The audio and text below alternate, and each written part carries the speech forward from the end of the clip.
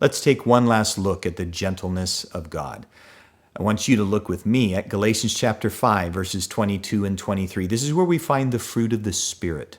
You know, the fruit of the Spirit is evidences of the Spirit of God living in our life, like how an apple tree has apples and an orange tree has oranges. So those who walk in the Spirit of God and are born of the Spirit of God have evidence of the Spirit of God living in us. Well, let's take a look at Galatians 5, verses 22 and 23 and see what that says.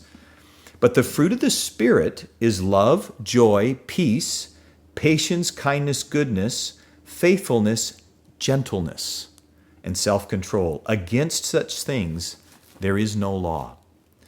You see, there are people in my life, my wife being one of them, that is naturally gentle. And then there's others that are more rough and tumble.